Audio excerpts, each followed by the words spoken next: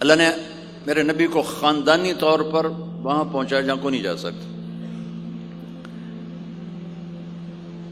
پھر آپ کی ذات کو اتنا حسن بخشا. ایک آدمی بات حسن کی کرے، آپ کالا کلوٹا بیٹھا ہوئے تو گل جڑ دی کوئی. تو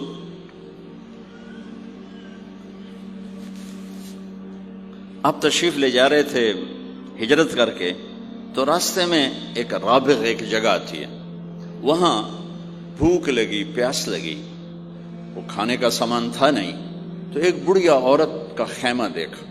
وہاں پہنچے تو کہا ماں جی کچھ کھانے کو ملے گا؟ نے کہا بیٹا قحط کا زمانہ ہے، کچھ نہیں ہے. تو ایک مریل بکری کھڑی تھی وہاں، بالکل چمڑت ہڈی. ہم نے کہا میں اس سے دودھ نکال لوں؟ ان کا بیٹا یہ تو بن بیاہی بکری ہے اور ماس اس کے اوپر نہیں ہے، یہ کیا دودھ دے گی؟ کہ آپ اجازت دو. ان کا لہلا چونکہ غیر فطری کام ہو رہا تھا تو لہذا اس نے آپ کو غور سے دیکھا کہ یہ کون ہے جڑا ایو جی بکری جو دودھ کڈو ہے. لہذا آپ کیسے دیکھنے لگی. تو آپ نے بکری کو کھینچا اور اس کے تھنوں کو ہاتھ لگایا، وہ نیچے لٹک گئے اور ایک پورا ڈول دودھ سے بھر دیا. بکری سے یہ گلاس بھی نہیں بھرتا بکری کے دودھ سے، لیکن وہ پورا ڈول بھر دیا. اپنے تینوں ساتھیوں کو پلایا، پھر خود پیا. پھر دوبارہ دودھ نکال کے پورا ڈول بھر کے اس اماں کو دیا، چلے گئے. بکری کی عمر 7 سال ہوتی ہے، 7 سال تک زندہ رہتی ہے، ذبح نہ کریں مر جاتی. یہ بکری 22 برس زندہ رہی اللہ کے نبی کے ہاتھ لگنے کی برکت سے. 22 برس اس بکری نے عمر پائی. جب شام کو اس کا خامد آیا، وہ کہنے لگا اے دودھ کتھوں ہے؟ وہ کہنے لگی ایس بکری چو وزا گیا کملی ہو گئی، اتھو دودھ کتھوں آ گیا؟ وزا گیا اسے چو آیا. وزا گیا اپنی عقل دا علاج کرو، یہ کتھوں آ گیا؟ کہا نہیں، ایک کوئی جادوئی شخصیت والا نوجوان آیا تھا، اس کے ہاتھوں میں کوئی طاقت تھی، اس نے تھنوں کو ہاتھ لگایا اور چشمہ بنا دیا. اچھا کیسا تھا ذرا بتاؤ؟ سفیلی، ذرا دسے نہ کیوں جائے. اب اس نے بتایا کہ میں نے کیا دیکھا، اور وہ کمال کیا اس بڑھیا نے کہ آج تک بڑے بڑے علماء ان الفاظ کا ترجمہ کرتے ہوئے تھک رہے. وہ کہنے لگی ابا معبد رأيت رجلا ظاهر الوضاء أبلج الوجه حسن الخلق لم تعبه ثجلا لم تزر به سعلا أزج أقرا وسيم قصيم في عينيه تعج في صوته صحل في لحيته كثافة في عنقه سطع إن تكلم علاه البهاء وإن سكت علاه الوقار وهو أندر الثلاثة. مجھے بھی ہمیشہ اس کے ترجمے میں تھکنا ہی پڑتا ہے، لیکن مجھے اس کی بڑی ایک تعبیر اللہ نے سجائی. کہنے لگے میں اس کا ترجمہ یوں کرتا ہوں، کہنے لگے ابو معبد میں تمہیں کیا بتاؤں، میں نے ایسا انسان دیکھا مجھے لگا جیسے 14ویں کا چاندی کپڑے پہن کے زمین پہ آ گیا. کہ مجھے یوں لگے 14ویں کا چاندی زمین پہ کپڑے پہن کے اتر آیا. کیا حسن تھا، کیا جمال تھا، کیا خوبصورت بھویں تھیں، کیسا ماتھا چوڑا تھا، آنکھیں کیسی حسین تھیں. اتعج اشکل احور اہدب اکہل انجل ابرج. میرے نبی کی آنکھوں کے بارے میں 7 الفاظ آتے ہیں، 7 جو میں نے ابھی دہرائے، اور ان 7 کا ایک ترجمہ ہے کہ کائنات میں ایسی آنکھ اللہ نے کسی کو نہیں عطا فرمائی، ایسی خوبصورت آنکھیں اللہ نے عطا فرمائی آپ کو.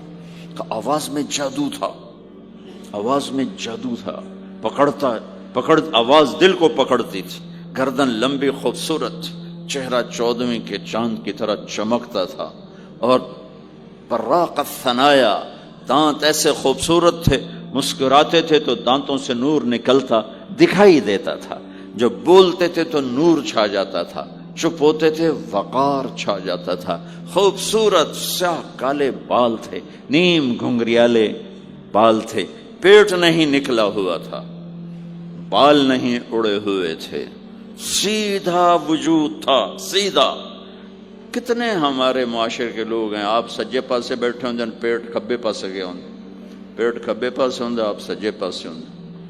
تو اللہ نے کھانا حلال حرام بند کیا ہے، حلال کھاؤ، حلال کا بھی طریقہ سکھایا کہ ماں بنتے نہ کھاؤ، بندہ بنتے کھاؤ، اتنا نہ کھاؤ کہ چربیاں چڑھ جائیں، زیادہ کھانا انسانیت نہیں، کم کھانا انسانیت۔ بیچ میں بات آگے کہہ رہا ہوں، میرے نبی نے کہا سب سے بدترین برتن جسے انسان بھرتا ہے اس کا پیٹ ہے، سب سے بدترین برتن جسے انسان بھرتا ہے اس کا پیٹ ہے۔ اور اگر تم نے کھانا ہی ہے اور تم کہتے ہو نہیں میں نے کھانا ہی ہے، تو 3 حصے کرو، ایک غذا کے لیے، ایک پانی کے لیے اور ایک ہوا کے لیے، ایک حصہ چھوڑو، ساری زندگی بیماری نہیں آئے گی۔ لیکن یہاں تک کھانے کے بعد پھر ڈاکٹروں کی چاندی نہیں ہوگی تو اور کیا ہوگا؟ جب تک یہ بیکریاں ہیں، یہ کولڈ ڈرنکس ہیں اور یہ فاسٹ فوڈز ہیں، صحت مند کوئی نہیں ہوگا۔ بھوکے رہنے میں اللہ نے صحت رکھی، کھا کھا کے تباہی پھیر دیتے۔ میٹھا کھانے سے شوگر نہیں ہو رہی، زیادہ کھانے سے شوگر ہو رہی، دبا کے کھانے سے شوگر ہو رہی۔ اللہ میرے نبی نے کھانے کا طریقہ بھی بتایا، کھانے کی چیزیں بھی بتائیں، کھانے کا طریقہ بھی بتایا، کھانے کے آداب بھی بتائے۔ کہنے لگی 2 لفظ جو دنیا میں کسی انسان کے لیے استعمال نہیں ہوئے، میں نے آخر میں چھوڑ دے۔ کہنے لگی ابو معبد، میں جب اس کو دیکھتی تھی نا تو میرے دیکھنے کی طلب اور بڑھ جاتی تھی، پھر جب دیکھتی تھی طلب اور بڑھ جاتی تھی۔ وہ جب تک کھڑے رہے میری آنکھ نہیں بھری۔ وسیم وسیم وسیم۔ ابو معبد میں جدھر سے دیکھتی تھی حسن ان کا غلام تھا، ہاتھ جوڑ کے کھڑا تھا۔ قسیم قسیم قسیم اسے کہتے ہیں جس کو چاروں طرف سے حسن و جمال نے گھیرا ہوا ہو، اور وسیم اسے کہتے ہیں جس کو دیکھ کے نہ دل بھرے نہ آنکھ بھرے۔ دنیا کا ہر حسن تھوڑی دیر دیکھنے کے بعد خوبصورتی ختم، کشش ختم۔ ایک ہستی کائنات میں آئی ہے میرے اور آپ کا نبی، جن کو جتنا دیکھا جاتا تھا دیکھنے کا شوق بڑھتا تھا۔ ام عائشہ بیٹھی کپڑا سی رہی تھی، سوئی گر گئی، تھوڑا سا اندھیرا نظر نہیں آ رہی، ہمارے نبی کمرے میں انٹر ہوئے تو آپ کے چہرے کے نور سے سوئی چمکنے لگی تو آپ نے سوئی کو اٹھایا ہے۔ یہ میرے نبی کا ظاہر ہے جو اللہ نے اتنا خوبصورت کر کے بنایا۔ پھر یہیں ہمیں زندگی کی خوبصورتی بھی ملی کہ زندگی خوبصورت ہو۔ زندگی خوبصورت ہوتی ہے رویوں کے ساتھ۔ پہلا رشتہ خامند اور بیوی ہے، پھر اولاد ہے، پھر آگے رشتے بنتے ہیں، ماں باپ ہیں، یہ سارے رشتے یہ اس زندگی سے بنتے ہیں جو میرے نبی ہمیں سکھا کر گئے۔ آپ بطور، چونکہ آپ نے باپ تو دیکھا نہیں، ماں کو دیکھا ہے، اور ماں کے ساتھ زیادہ عرصہ نہیں رہے، صرف 6 سال رہے ہیں، تو ماں کے ساتھ کیا ہونا چاہیے؟ ماں کے ساتھ سلوک ہوگا تو ماں دعا دے گی نا۔ باپ کی خدمت کرو گے تو باپ دعا دے گا نا۔ آنکھوں میں آنکھیں ڈال کے بات کرو گے تو زندگی، باپ کو تو نیند نہیں آئے گی، ماں کو تو نیند نہیں آئے گی۔ ماں باپ میں سلوک و اولاد لڑ کے بیٹھی ہو تو ماں باپ کو تو نیند نہیں آئے گی۔ بیوی بدتمیزی سے بات کرے تو خامند کے نیند اڑ جائے گی، خامند بدتمیزی کرے تو بیوی کی نیند اڑ جائے گی۔ تو یہ کہاں سے زندگی ملے گی؟ میرے نبی کے دروازے پر جاؤ، وہاں پتہ چلے گا کہ زندگی کیسے گزاری ہے۔ تو آپ نے اپنی اس تمنا کا اظہار کیا، کاش میری ماں زندہ ہوتی تو میں اس کی ایسی خدمت کرتا۔ میں عشاء کی نماز کے مصلی پہ کھڑا ہو کر ہاتھ باندھے سورۃ فاتحہ پڑھ رہا تھا، الحمدللہ رب العالمین۔ ادھر سے میرے گھر سے آواز آتی، محمد، میری ماں مجھے پکارتی محمد، تو میں نماز توڑ کے کہتا لبیک یا اماں، ماں جی میں حاضر ہوں، ماں جی میں حاضر ہوں۔ زندگی کو خوبصورت بنانے کا ماں باپ کے لیے طریقہ کہ اولاد ماں باپ کی آنکھوں کی ٹھنڈک بنے. یہ بچے ہمارا سب سے قیمتی سرمایہ، اور انہی پر سب سے بڑا ظلم ہوتا ہے. سب سے بڑا ظلم ہے آج کے ماں باپ کا 3 سال کے بچے کو اسکول ڈالنا. سب سے بڑا ظلم ہے. وہ روتا ہوا جاتا ہے، روتا ہوا آتا ہے،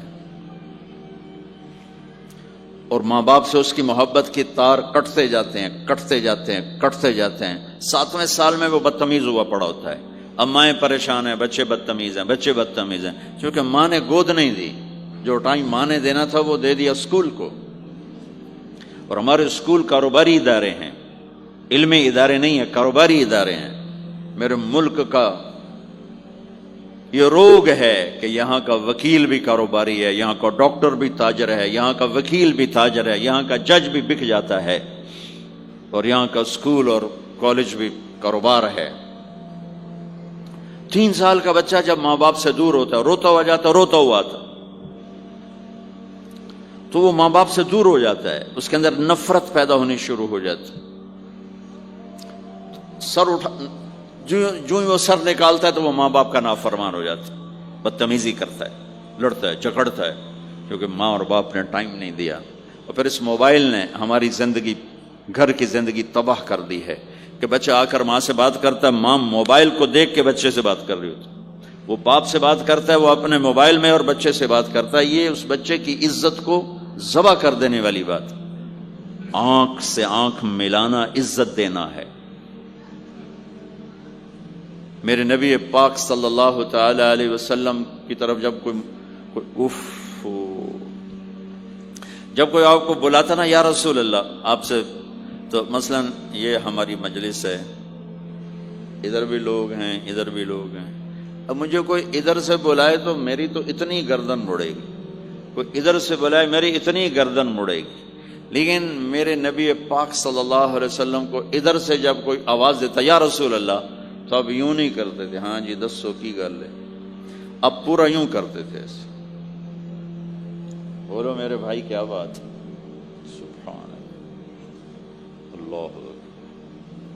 آپ کو ادھر سے کوئی بلاتا یا رسول اللہ، تب ایسے نہیں کرتے تھے، ہاں جی بولو. اب پورا ایسے مڑ کر پھر فرماتے، جی فرمائیے کیا بات. اب عام لوگوں کے ساتھ یہ فرماتے تھے. ہم تو اپنی اولاد کے ساتھ یہ نہیں کرتے، بیوی خامند کے ساتھ یہ نہیں کرتے، خامند بیوی کے ساتھ یہ نہیں کرتے.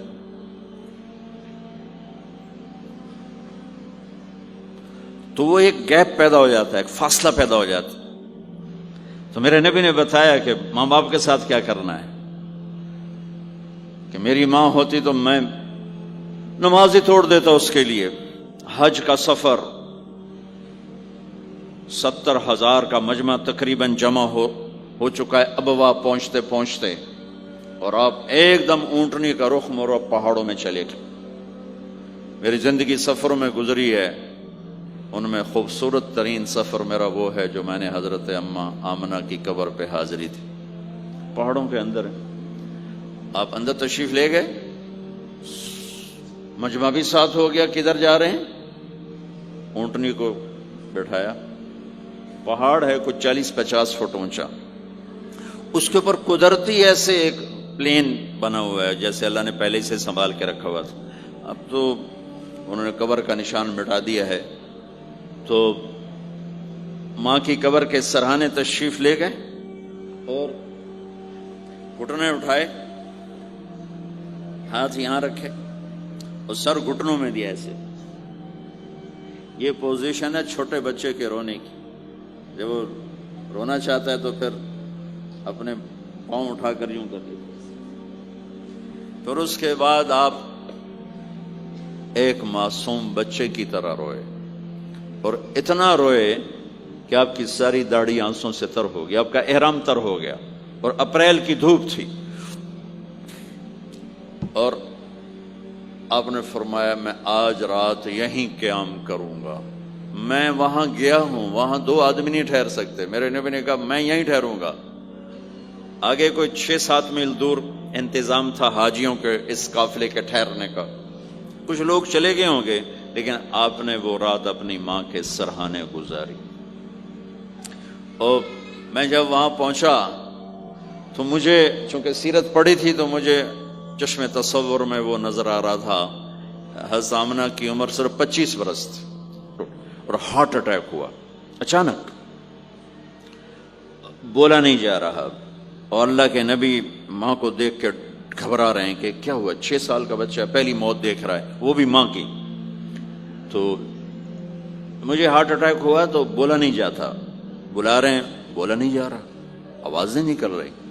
تو بلا رہے ہیں، ام ایمن بھی ساتھ ہے، آواز نہیں نکل رہی. لیکن بجھنے سے پہلے شمع کے جو بھڑکتی ہے 2 لفظ بولے، کل حی میت و کل جدید بال وقد ولدت طہرا. میرے بچے، ہر جوانی ڈھلتی ہے اور ہر زندگی موت کا نوالا بنتی ہے. مجھے لگتا ہے میرا وقت آ گیا ہے، لیکن میں ایک ایسے بچے کو چھوڑ کے جا رہی ہوں جو ساری دنیا کو پاک کر دے گا. پاکیزہ چھوڑ کے جا رہے ہیں. تو پتھروں میں ہی دبایا، کوئی کھودنے کا تو انتظام ہی نہیں تھا. تو جب پہاڑ سے نیچے اترے تو اللہ کے نبی نے ایک دم ہاتھ چھڑایا، دوڑ لگائی اور پھر پہاڑ پہ چڑھ گئے. تو ام ایمن آپ کی ماں ہے، دودھ پلا. 8 عورتوں نے میرے نبی کو دودھ پلا، ان میں ایک ام ایمن بھی. وہ جب پیچھے گئیں تو ایسا منظر تھا جس کو دیکھ کر شاید زمین بھی رو رہی ہوگی اور آسمان بھی اور ابوا کے پہاڑ بھی. آپ ماں کی قبر پر ایسے لپٹ ہوئے اپنے سینے کو پتھروں کے ساتھ اور یوں دونوں ہاتھوں سے پتھر لیے ہوئے تھے. جب آپ ام ایمن قریب آئیں تو آپ سنا تو آپ فرما رہے تھے، ماں جی آپ کے سوا تو میرا کوئی نہ تھا، آپ بھی مجھے چھوڑ کے چلی گئیں، میرے لیے اب کس کی گود ہے. تو ام ایمن رضی اللہ عنہ نے اٹھانا چاہ کے، بیٹا اٹھو، تو آپ نے انکار کر دیا. تو ام نے کھینچ کے نیچے لائیں اور زبردستی لائیں اور اونٹنی پر بٹھایا. اور آگے 2 راتوں کا سفر تھا، وہ سب میرے نبی کے خاموش آنسوؤں سے آپ کا گریبان تر ہوتا گیا. اور آگے نہ کوئی خالہ ہے، نہ کوئی اور آسرا ہے، نہ باپ ہے. باپ اور ماں ہی بڑا سارا ہوتے ہیں. دادا نے کفالت میں لیا 8 سال کی عمر میں، ان کا بھی اللہ نے ان کو بھی اپنے پاس بلا لیا. تو وہ سارا منظر میرے سامنے گھوم رہا تھا، اوپر سے سورج ڈوبنے والا تھا. تو وہ عجیب کیفیات تھے، وہ میں بیان نہیں کر سکتا ہوں. کہ اللہ کی قسم، اگر آپ اور میں زندگی کو خوبصورت بنانا چاہتے ہیں تو اپنے نبی کی زندگی کو سیکھنا ہوگا، ان بچوں کو سکھانا ہوگا. ہم نے کوئی کاروباری کام نہیں کیا ہے کہ ہم سے کوئی کاروبار کر رہے ہیں، کوئی پیسہ کما رہے ہیں. ہاشا وکلا، ہاشا وکل. ہماری یہ نسل، ان کے ساتھ کاروبار کر رہا ہوں کہ یہ پروان چڑھیں اپنے نبی کی محبت کے ساتھ، یہ پروان چڑھیں اپنے حبیب کے نقش قدم پر چلنے کے ساتھ. ان کے اندر اللہ، اس کے نبی کی محبت، ہر بچے بچی کے اندر اللہ نے اپنے اور اپنے حبیب کی چپ ڈال دی. اس کو نکالا نہیں جا سکتا. میں اس کو ایکٹیویٹ کرنا چاہتا ہوں کہ اللہ کرے ان کے جذبے اللہ کے نبی کے ساتھ جڑ جائیں. پھر ماننا آسان ہو جاتا، پھر اطاعت آسان ہو جاتی. جب محبت نہیں ہوتی تو اطاعت نہیں آتی. تو میرے بھائی بہنوں، زندگی کی خوبصورتی کا تعلق میرے نبی والے خوبصورت اخلاق کے ساتھ. پھر آپ نے بیویوں کے ساتھ کیا سلوک کیا. 2 مہینے چولہا نہیں جلتا، 2 مہینے کھانے کو کچھ نہیں ملتا، اور ہر بیگم قربان ہے، فدا ہے. 2 مہینے جس عورت کے گھر میں چولہا نہ جلے وہ خامند کا کیا حشر کرے گی. اور میرے نبی کے گھر میں 2 مہینے چولہا نہیں جل رہا ہے، خود بھی بھوک برداشت کر رہے ہیں، بیگمات بھی بھوک برداشت کر رہی ہیں. ایک رات حضرت عائشہ کے ساتھ لیٹے ہوئے تھے ایک ہی چارپائی پر. تو آپ کبھی یوں کروڑ بدلتے، کبھی یوں کروڑ بدلتے. پھر ایک دم آگے بڑھے اور چارپائی کی لکڑی کے اوپر ایسے پیڑ کو ٹیک کر نیچے جھک گئے. تو عائشہ اٹھ کے بیٹھ گئے، یا رسول اللہ کیا ہوا. آپ سیدھے ہو کر فرمایا، عائشہ بھوک بڑی لگی. جس کے ہاتھ میں جنت کی چابی ہو، جو میرے نبی کا، میرے اللہ کا محبوب اور حبیب ہو، جس سے پردے ہٹا کر میرا رب کلام کر چکا ہو، جسے قاب قوسین او ادنا کا مقام دے چکا ہو، اور جس سے آگے مقام محمود پر بٹھانے والا ہو، اور جس کی شفاعت سے جنت کا دروازہ کھلنے والا ہو۔ عائشہ بھوک بڑی لگی تو عائشہ رونے لگی کہ یا رسول اللہ آپ اللہ سے بات کیوں نہیں کرتے ہیں؟ کہ نہیں عائشہ، اسی بھوک میں اللہ سے ملوں گا، مجھ سے پہلے جو نبی میرے ساتھی تھے وہ بھی اسی طرح چلے گئے، میں بھی ایسے ہی چلا جاؤں گا۔ اور اس کے باوجود بیویاں قربان ہو رہی ہیں، فدا ہو رہی ہیں۔ کس چیز نے باندھا ہوا تھا؟ میرے نبی کے سلوک نے، میرے نبی کے اخلاق نے۔ اللہ کی قسم، میرے نبی کی شادیاں شوق کی شادیاں نہیں تھی۔ ایک حدیث سناتا ہوں، ما تزوجت وما زوجت الا بوحی من السماء نزل به جبریل۔ سن لو لوگو، میں نے جہاں شادی کی، میں نے جہاں بیٹی دی، پہلے آسمان سے وحی آئی، جبریل لے کر آئے، پھر میں نے شادی کی۔ یہ شوق کی شادیاں نہیں ہیں، زندگی سکھانے کی شادیاں ہیں، چونکہ سب سے مشکل رشتہ خامند اور بیوی ہے، سب سے مشکل رشتہ خامند اور بیوی ہے۔ اس وقت طلاقیں کیوں بڑھ رہی ہیں؟ ایک تو یہ ہماری یہ جو فاسٹ فوڈ ہے، اس نے ہمارے اندر جو ایک نیچرل سسٹم تھا اسے ڈسٹرب کر دیا ہے، تو غصہ بڑھ گیا ہے، برداشت گھٹ گئی ہے، چھوٹی چھوٹی باتوں پہ گھر اجڑ رہے ہیں، گھر اجڑ رہے ہیں۔ پہلے یورپ میں سنتے تھے، اب یہاں پاکستان آج شادی ہوتی، چوتھے دن طلاق ہو رہی ہوتی۔ میں وہاں بیان کے لیے نکل رہا تھا مانچسٹر، تو میرے ساتھ جو گاڑی چلا رہا تھا، میں نے پوچھا آپ کیا کرتے ہو؟ لاہور کا تھا۔ کہا جی میں وکیل ہوں۔ میں نے کہا یہاں کوئی جھوٹے کیس ہوتے ہیں جیسے پاکستان میں؟ کہا جی نہیں، یہاں جھوٹا کیس کوئی نہیں ہوتا، جو بھی ہوتا ہے جینون ہوتا ہے۔ میں نے کہا یہاں مسلمانوں کے لڑائی جھگڑے آتے ہیں؟ کہا جی ہاں جی آتے ہیں۔ میں نے کہا سب سے زیادہ کیا جھگڑے آتے ہیں؟ کہا جی سب سے زیادہ طلاق کے آتے ہیں، طلاق طلاق طلاق طلاق۔ کہ نہیں سیکھا، زندگی برداشت کا نام ہے، برداشت کرنا سیکھا نہیں۔ میرے نبی نے 11 شادیاں کی، ہر قسم کی عورت کے ساتھ شادی کی، خاندان کے اندر، برادری کے اندر، اور خاندان برادری سے باہر۔ یہی 3 نسبتیں ہیں۔ اپنے خاندان میں قریش، تو آپ کی کئی بیگمات قریش، حضرت عائشہ، حضرت حفصہ، حضرت زینب، حضرت ام حبیبہ، یہ سب قریش ہیں۔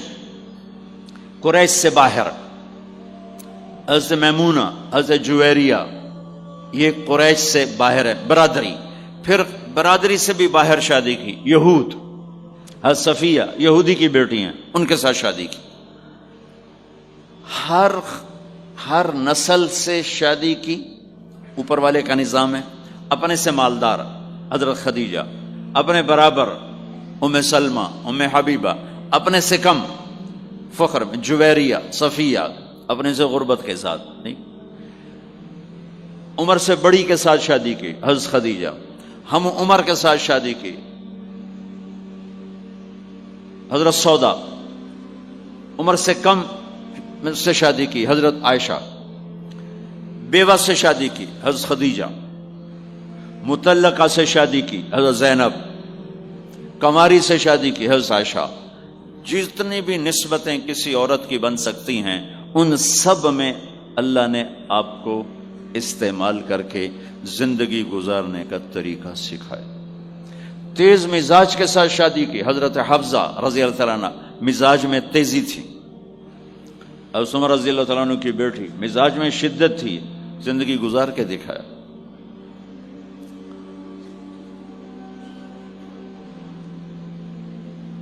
ایک آپ کو حدیث سناتا ہوں، اللہ کی قسم صرف ہمیں سکھانے کے لیے۔ جس ہستی نے اللہ کو آنکھوں سے دیکھ لیا ہو، اس کے لیے عورت کیا چیز ہے، دنیا کیا چیز۔ میرے نبی کا معراج کے بعد دنیا میں واپس آنا سب سے بڑا مجاہدہ اور قربانی ہے۔ جنت میں اللہ ہمیں نصیب کر، جب اللہ کا دیدار ہوگا تو اس کے بعد اللہ کی قسم جنت والوں کو جنت بھول جائے، عورتوں کو خامد بھول جائیں گے، خامدوں کو بیویاں بھول جائیں گی، اور جنت کی ہر نعمت بھول جائے گی، صرف اللہ کو دیکھنے میں گم ہو جائیں گے۔ اور میرے نبی اپنی آنکھوں سے اللہ کو دیکھ کر آئے ہیں، ٹھیک ہو گیا۔ اب ایک حدیث سنو، عائشہ مجھے جب سے پتہ چلا ہے نا کہ تو جنت میں میری بیوی ہے، تو میرے لیے تو مرنا ہی آسان ہو گیا ہے. اللہ اکبر. یا عائش انہ لیہون علی ان اریتک زوجتی فی الجنہ.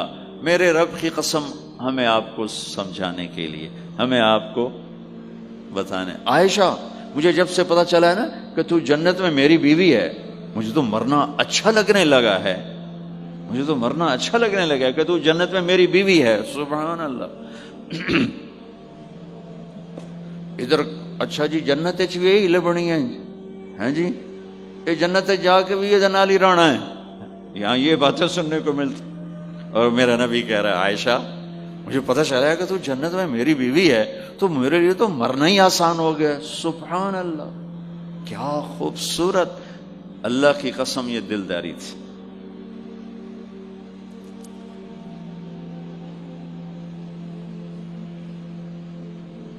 سب سے مشکل رشتہ خاوند اور بیوی ہے. سینکڑوں آیات اس کے لیے اللہ نے اتاری. ماں باپ کے لیے چند آیات، اولاد کے لیے چند آیات، بہن بھائیوں کے لیے چند آیات ہے. خاوند اور بیوی کے لیے قرآن پڑا ہے، پوری سورت اتاری ہے اور سینکڑوں آیات اتاری. چونکہ ایک اس رشتے کی اہمیت، ایک اس کی نزاکت اور کمزوری کہ کوئی رشتہ ٹوٹتا نہیں سوائے خاوند اور بیوی کے. میں ماں کا بیٹا ہوں، باپ کا بیٹا ہوں، اچھا ہوں یا برا ہوں، انہی کا ہوں. میرا نسب میری نافرمانی سے بدل نہیں سکتا. میں اللہ بخش کا بیٹا ہوں، میرا یہ نسب بدل نہیں سکتا، اچھا ہوں یا برا ہوں. اللہ ان کی قبر روشن کرے. خاوند اور بیوی کا رشتہ ایک بول پہ ٹوٹ جاتا ہے، ایک بول پہ ٹوٹ جاتا ہے. اس لیے اس کو بچانے کے لیے آیات آیات آیات.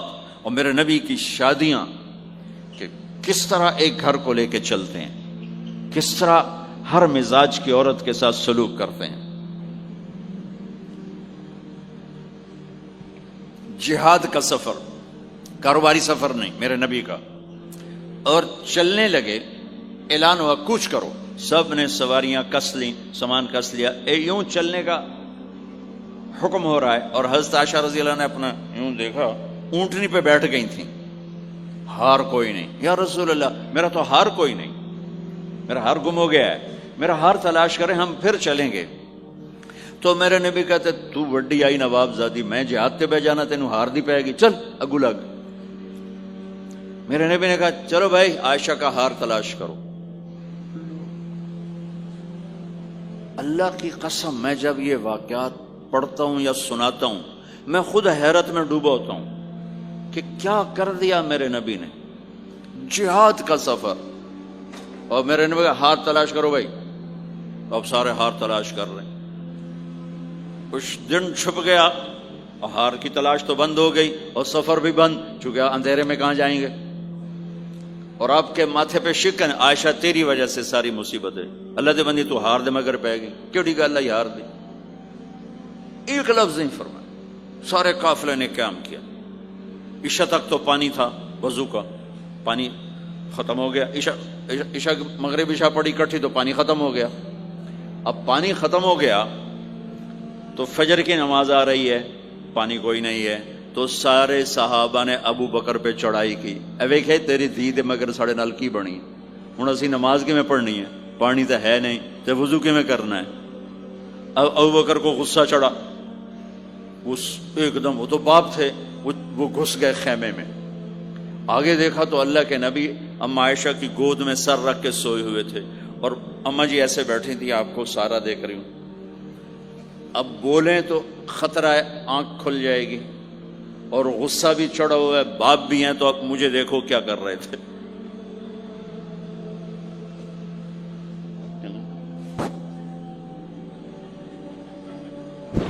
تیرے جو پھر یوں ماری زور سے انگلی بیٹی کے نا یہاں، پہلے یوں کرتے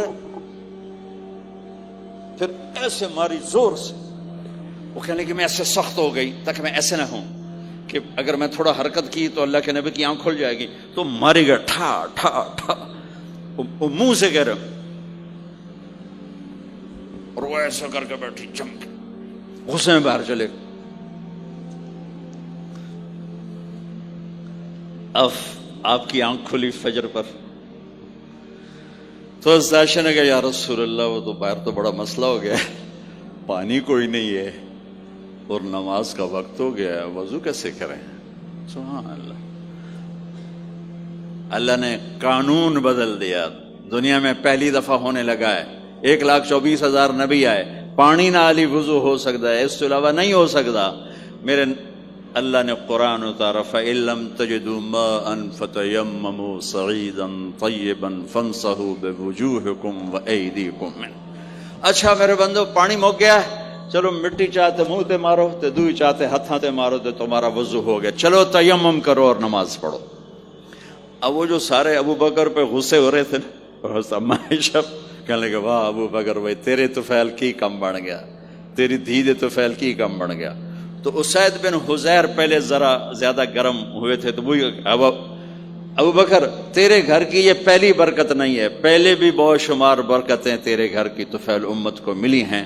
تو اللہ نے تیمم کی آیت اتار دی، حضرت عائشہ کو ڈانٹ پلانے کی آیت نہیں آئی کہ میرے نبی تیری بیگم کے ہار کی وجہ سے میرے دین کا کام رک گیا اور میرے بندوں کی نماز خراب ہو گئی اور ان کو پانی سے محروم ہونا پڑا۔ میں قربان جاؤں اپنے رب پر، اپنے حبیب پر، اس ماں عائشہ پر، دنیا کی واحد عورت ہے جس کے سینے پر سر رکھ کر کسی نبی نے جان دی ہو۔ 1,24,000 نبیوں میں سے کوئی نہیں ہے جس کا سر بیگم کے سینے اور ٹھوڑی کے درمیان ہو اور اس کی جان اللہ نے نکالی ہو۔ واحد میرے آپ کے مات فی سحری و نحری، سحری و نحری، سحری و کہ میرے چونکہ آپ ایسے بیٹھے تھی اور حبیب پاک آپ کے سینے پر یوں دراز تھے، نیم دراز اس طرح، اور آپ کا سر مبارک ٹھوڑی کے ساتھ لگ رہا تھا، ٹھوڑی کے ساتھ یہ جگہ یہاں لگ رہی تھی اور باقی یہاں تھی، آپ اس طرح۔ اور واحد خاتون ہے جن کا حجرہ کسی نبی کی آرام گاہ بنا، ابدی آرام گاہ بنا۔ واحد اما عائشہ ہیں جن کے حجرے کو اللہ نے کسی نبی کے آرام گاہ بنایا، اور یہ واحد حجرہ ہے جہاں 70,000 فرشتہ صبح آ کے درود و سلام پڑھتا ہے اور شام تک پڑھتا ہے، اور شام کو 70,000 نیا آتا ہے اور صبح تک درود و سلام پڑھتا ہے اور واپس چلا جاتا ہے۔ کائنات اللہ جب مسلمان دنیا سے مٹ جائیں گے، مسجد نبوی مٹ جائے گی، بیت اللہ مٹ جائے گا، مدینے کی ایک اینٹ باقی نہیں بچے گی، مکہ کتنے بڑی بڑی بلڈنگیں، ایک اینٹ باقی نہیں بچے گی، اور وہاں سے گزرتے ہوئے لوگ کہیں گے لگتا ہے اتنے کدی آبادی ہوئے گی، ایتھے لگتا ہے کدی آبادی ہوئے گی۔ یہ زبانوں پہ ہوگا جب سارے نشان مٹ جائیں گے، اس وقت بھی 70,000 فرشتہ آ کے درود و سلام صبح سے شام تک پڑھے گا اور شام سے صبح تک پڑھے گا۔ یہ واحد میں خاتون ہیں عائشہ بنت ابی بکر جن کو اللہ نے یہ عزت بخشی، اور یہ واحد خاتون ہیں جب ان کے اوپر تہمت لگی، حضرت یوسف علیہ السلام پہ تہمت لگی تو بچے نے گواہی دی، حضرت مریم پہ تہمت لگی بیٹے نے گواہی دی، اور اما عائشہ پہ تہمت لگی تو اللہ نے گواہی دی کہ میں گواہ ہوں، اللہ گواہ بن کے آئے۔ تو اللہ نے کہا تیمم کرو بھائی، سارے خوش ہو گئے، سارے خوش ہو گئے۔ تو حضرت عائشہ نے کہا یا رسول اللہ اب میرا ہار چھوڑ دیں، اب چلیں۔ تب آپ نے کہا چلو بھائی کوچ کرو۔ اس سے زیادہ کوئی دلداری کا واقعہ پیش کر سکتا ہے؟